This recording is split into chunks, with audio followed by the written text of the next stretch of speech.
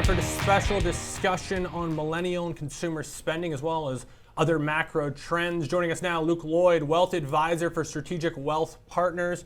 Jenny Horn, of course, with us as well. Hey, Luke, thanks for joining us. Let's start with what you're describing as a bit of a macro trend and what you describe as countries being addicted to debt. I saw in your notes you had some thoughts on that. Let's set the stage with that discussion. Yeah, so it's not just, America. It's really this whole world that's addicted to debt. It's countries, it's corporations, and it's us, as consumers. And really what's interesting is we always, cite America's debt to GDP being roughly 130%, which means we're basically spending more than we're bringing in. We have more debt than we bring in on a yearly basis. But you take a look national or worldwide, and you take a look at countries like Japan, or you take a look at China. Those countries have upwards of 270 or 280% debt to GDP. So they're basically double the amount of debt than what America has. I think that really signals a lot to what is happening here in America, the path we're on. The fact of the matter is we always cite these debt addictions and, credit card debt, student loan debt. We talk about all this spending that's happening in America and why it's not sustainable. But really, if you take a look at other countries, the path we're on is sustainable for at least the next couple of years, which isn't necessarily good in the long term. Something eventually does burst, but we can still keep on rocking and rolling for a little bit longer. Okay, so Luke, you previously said, and I love this, that the American dream has essentially become the American nightmare, which I know all too well, unfortunately, from my own spending and inflation. But walk us through really what that means and, of course, how it's impacting not only us in the U.S., but the world. So almost 20% of millennials don't think they'll ever buy a home, and almost 70% of Gen Z doesn't think they'll ever be able to afford to retire, right? So that's the American nightmare, to where there's no really point in saving if you believe that the whole American dream is dead, right? Also, the other question you need to ask is, has the American dream changed? Is it buying a house and raising a family, or is it spending money on yourself and going out to eat, traveling on yourself, never getting married, and traveling the world? Like, there's all kinds of philosophies that I think the American dream has changed. But the fact of the matter is, most people don't think they'll be able to retire or buy a home, so they'll never save to do that. So again, if the majority of young people feel that way, they're just going to continue to spend that money. That's why 40% of Americans say they have more credit card debt than emergency savings. And frankly, you can live a fun lifestyle and really never save money as long as the economy is good, as long as you have a job, whether it's going to the office for a job or whether it's going on your laptop in your camper and having a virtual job, right? As long as you have a job to fund your life, you basically don't have to save money, right? As long as you balance that. But at the end of the day, the problem comes if we ever have a 2008, 2009 scenario where a lot of people lose their jobs. And if that's the case ever down the road, the question you have to answer is, what dominoes start to fall?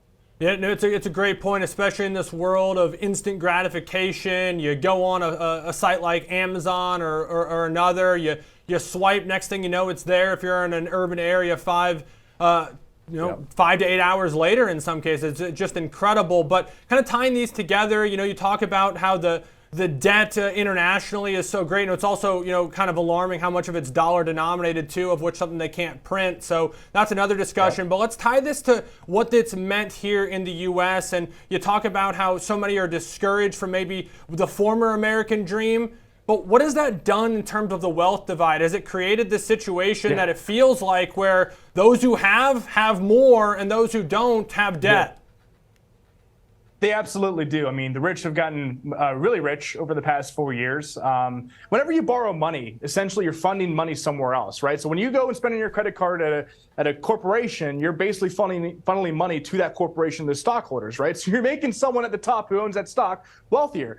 Same thing when it comes to government intervention and government printing. When the government prints trillions of dollars, usually that money flows to the top. So because we're adding almost $1 trillion of government debt here in the U.S., every 100 days now at this point, a lot of that money's flowing to the rich. So yes, absolutely, the rich are getting richer. And essentially what's happened over the past decades, multiple decades, is that there's bailouts being set. Every time the free market's trying to reset something like 2008, 2009, or COVID, where something, we do have something bad that happens, that's, the stocks sell off, corporate America gets concerned. There's all these kinds of bailouts, and there's trillions of dollars in bailouts. So the precedent's being set is that everything's going to be bailed out. And that was what exactly happened with Silicon Valley Bank last year as well. When Silicon Valley Bank and Signature Bank went under, and they were unlimited FDIC insurance was approved for accounts above $250,000. So basically, almost every policy, economically, monetary, and fiscally, is being accommodative to the wealthy and not to middle class America. And that's why everyone is feeling so upset and angry that their dollar is not lasting as long, whether it's inflationary pressures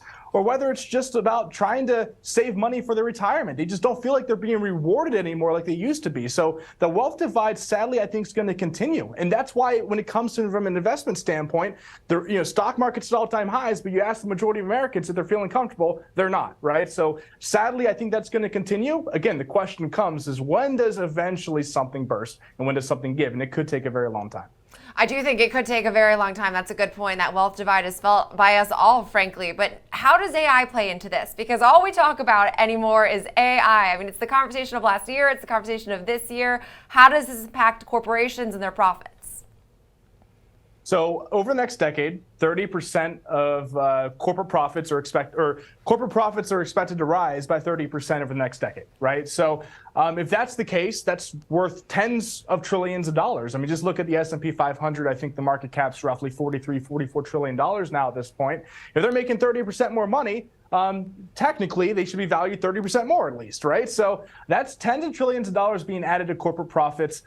Most of that coming not from necessarily the NVIDIAs of the world, but the companies that are actually implementing artificial intelligence to become more efficient. So, when you think about even the Walmarts of the world or even the Amazons of the world, any company out there, they can implement some sort of technological solution. Wendy's, McDonald's, all these fast food restaurants. We talk about how technology is most likely going to replace a lot of jobs. And my concern for the long term is that we're at a pivotal point in history right now to where technology over the past 40 years has always created new jobs, better paying jobs. For example, back where I grew up, the coal mines were being displaced and everyone said, go learn how to code. My concern is nowadays, it's not the same story.